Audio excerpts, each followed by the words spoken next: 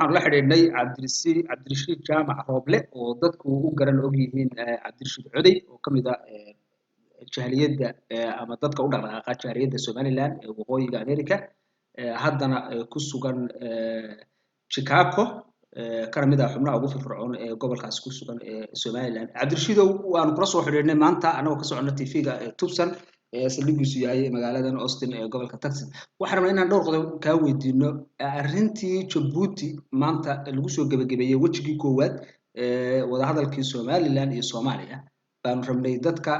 soomaaliyeed iyo kuwa somalilanderka ee aaminsan qadiyadda somalilandba inaanu su-aal ka weydiino sida ay ra'yigooda u arkaan wadahadallada oo bilow ah oo ka furmay 14kii bishan oo shalay ahayd ee magaalada jabuuti sebaad u aragtaa ay kusoo dhawow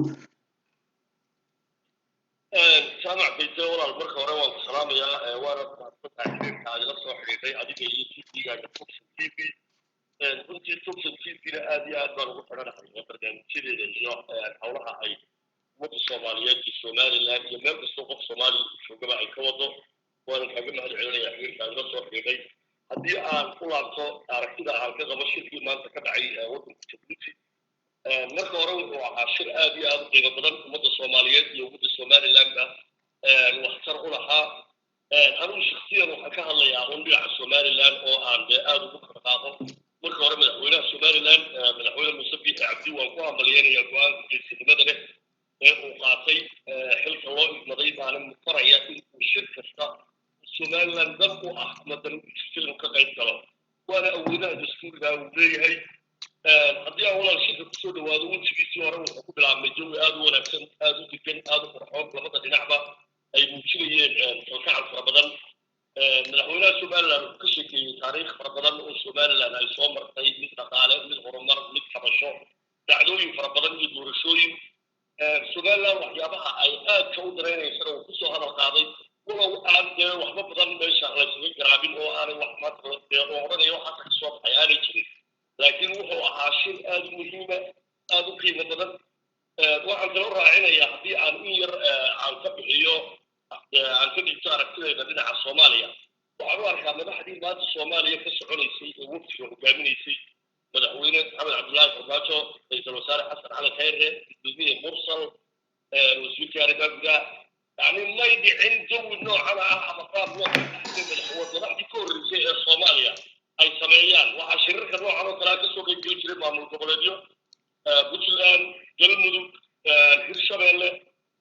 dad noocaasa ayaa waftiga ay soo diran jireen taasina wax macno badan oo ay somaliland iyo soomaaliya u keenaysa may jirin laakiin maanta dadkii midida daabkeeda hayay wax ka go-ayeen hadday midnimo tahay iyo hadday kala tag tahay oo ay labada dowladood kala go-ayaan labada dhinacba dadkii ownershipka ahaa ay wax ka go-ayeen baa maanta yimi shirka labada dhinacba waan bogaadinayaa marka waxaad leedahay tallaabada dowladdan haatan xilka haysa ee soomaaliya madaxweyne maxamed cabdullaahi farmaajo uu hogaaminayo iyo xasan cali khayre waxaad leedahay way ka duwan yihiin tallaabooyinkii hore ay qaadi jireen xasan sheekh iyo sheekh shariif sheekh axmed oo laba madaxweyne oo soomaaliya soo maray ah oo labaduba bilaabay inkastoo aanay dhammaystirin wadahadallada ee turkiga iyo meelo badan oo london xitaa lagu qabtay waxaad aaminsan tahay inay ka duwan tahay tallaabadan ay qaadeen dowladdan hadda jirta ee soomaaliya si fiican walaal way ka duwan tahay aragti ahaan marka aad pictureka eegto marka aad eegto wafdiga labada dhinac miisaanka aad eegto waxa weeye wax waliba miisaankiisa haddii aan la siinin wax midhadhalo ka soo baxayaa ma jiraan waxa weeyaan madaxdii ka horreysay aniga oo ixtiraamaya madaxweynahan hadda dowladda soomaaliya madaxweynaha ka ah maxamed cabdullaahi farmaajo dhinaca soomaaliya hogaaminaya kuwii ka horreeyay anoo ixtiraamaya laakiin waxay u muuqataa way kala miisaan culus yihiin shirka maanta dhacay ama kulanka maanta dhacay iyo kuwii hore waayo kulanka maanta dhacay wuxuu u muuqdaa waxay rabaan ma hadaneeyaan somalilandna waxbay doonaysaa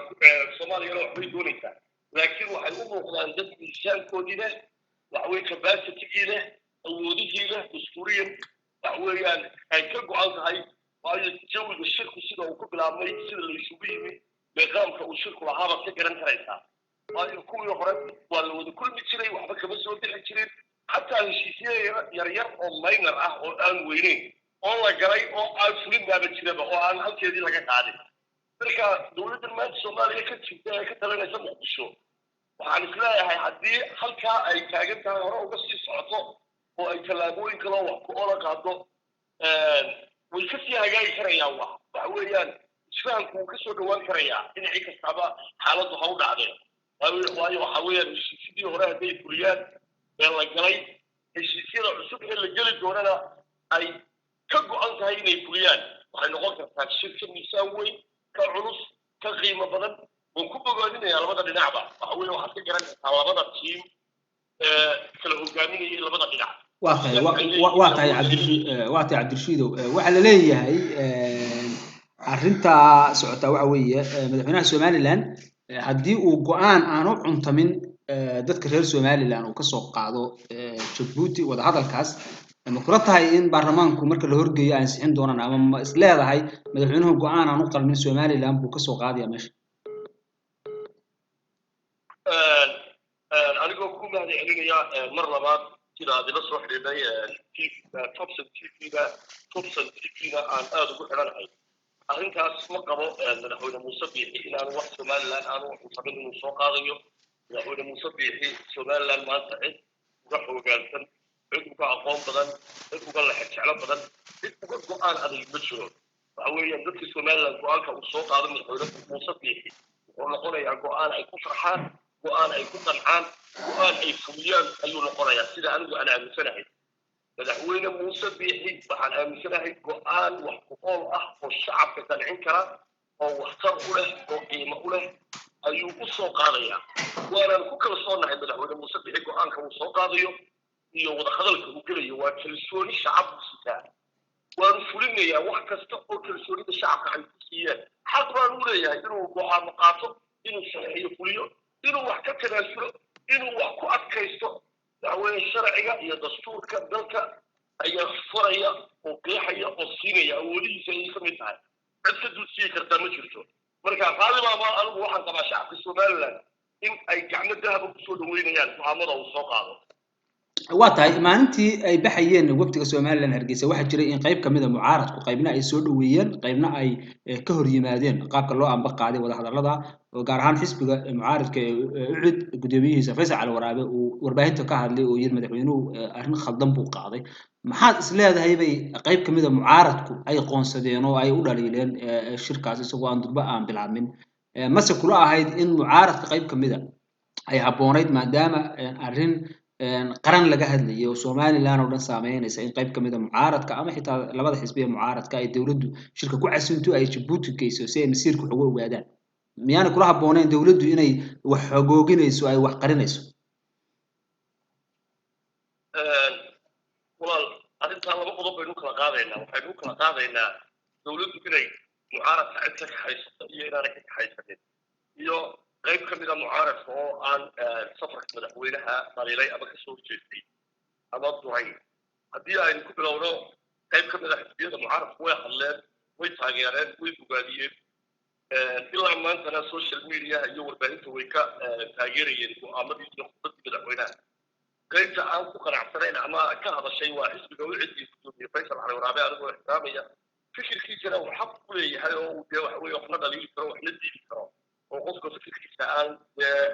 ugu baahan yahay in la ixtiraamo haddana madaxweynaha ayaa iska leh go-aamada noocan ah madaxweynaha ayaa iska leh cidda uu la kulmayo marka uu la kulmayo waktiga uu la kulmayo xisbiyada mucaaradka ay waxa weeyaan talay ku leeyihiin way dhiibanayaan taladooda madaxweynuhu inuu kaxaysto iyo inaanu kaxaysanin isagaa choiceka iska leh cidda uu arko shacabka ayuu kaxaysan karaa cidda ugu arka inay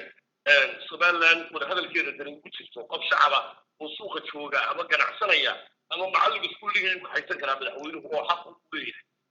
marka gudoomiyaha xisbiga mucaaradka haddii uu kasoo horjeestayna waa fikir isaga u gaara kuwa wadani ee arrintaa soo dhaweeyey ee taageerayna waa ugu hambalyeynayna isagana fikirkiisa waa ku hambalyeynayna laakiin madaxweynuhu muhiim maaha inuu kaxaysta xisbiyada mucaaradka waayo looma igmanin iyaga isaga ayay mas-uuliyaddiisa tahay isaga ayaana legasigiisa ay tahay isaga ayaana shaqadiisa tahay marka haddii uu kaxaystana de waa alxamdulilah hadduu ka tagana